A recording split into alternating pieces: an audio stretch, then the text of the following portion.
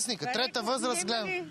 Трета възраст, не съм го отворила. Още не сте го отворили? Да. Сега ще седнете на някоя сенчица, ще си го прочетете. Така. Какво интересно пише в този вестник? Аз знам, че е много популярен. Той много хора като вас го купуват.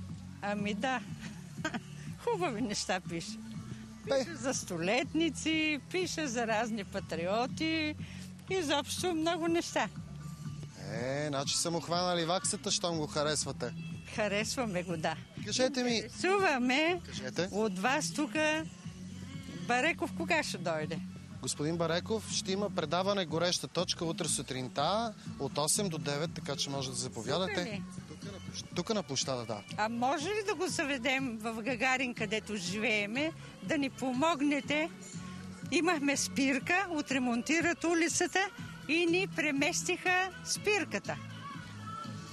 И ние се борим, пишеме това, въпреки че миналата година те не помнят и какво пишат тия главни отговорници техническа служба.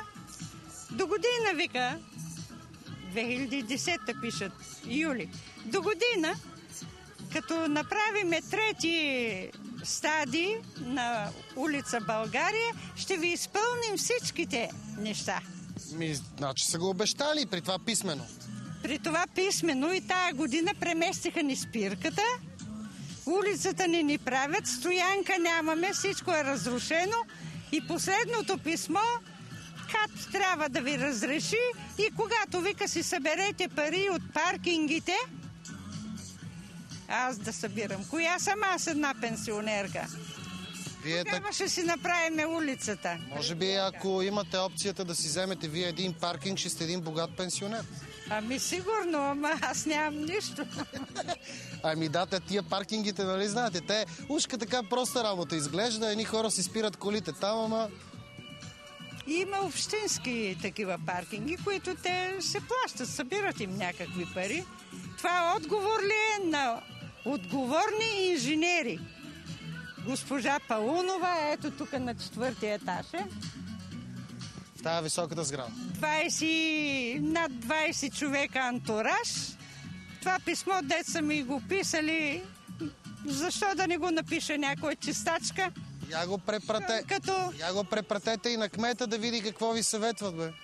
Да. Да види как ви съветват, вместо те, като са поели ангажимент да ви направят спирка, сега изведнъж ви обясняват, че трябва от някакви паркинги вие да събирате пари и не знам си какви дивоти. Да си направим, такива.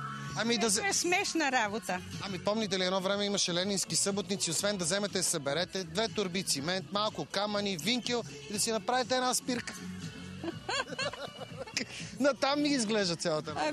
Така става. Сега какво казахте? Че утре Бареков ще е тук в 8 часа сутринта. Също така граждани имат възможност да дойдат и да задават въпроси, да поставят и така нататък. 8 сутринта утре. Ще го запиша. Запишете си го. Приятно четене на вестника. Довиждане, госпожо.